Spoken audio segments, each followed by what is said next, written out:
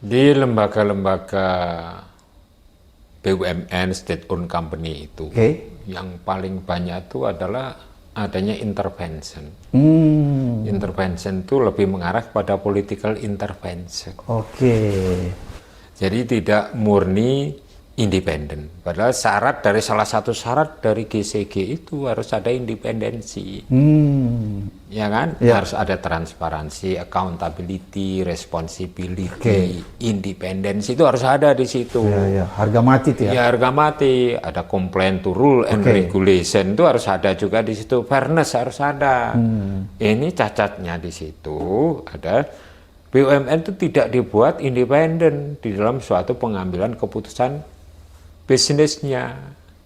Ya, business judgment rule-nya itu BJR-nya, bisnis dari BUMN dan BUMD-nya itu tidak murni. Apalagi kalau kita bicara dalam direcoki lah istilahnya. Ya. Apalagi kalau kita bicara dalam konteks perkara ini PLTU-nya itu gitu ya. Iya, direcoki. Direcoki itu dalam pengertian ya oknum lah tentunya ya. Oknum yang punya kuasa, minta-minta. Dan dulu Pak Yasin, ini PLTU di bawah PLN ya? Iya. Iya. Nah itu kan bisa dipengaruhi. PLN sendiri kalau yang meminta itu adalah merupakan suatu pejabat yang mempunyai kekuasaan yang lebih tinggi karena mesti nurut. Kalau enggak kan dicopot direktur utamanya. Political intervention-nya di situ. Yang seharusnya untung jadi tidak untung.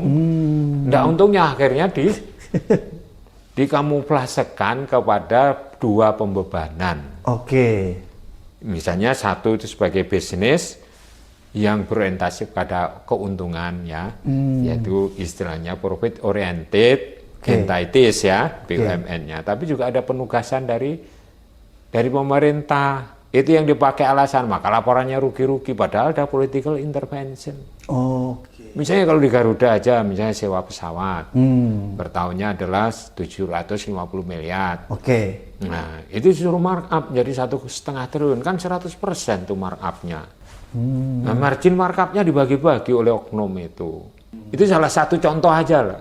Dan di mana-mana ada political intervention itu. Termasuk mungkin kira-kira di kasus ini ya. Di kasus ini juga ada seperti itu kalau yang melibatkan BUMN.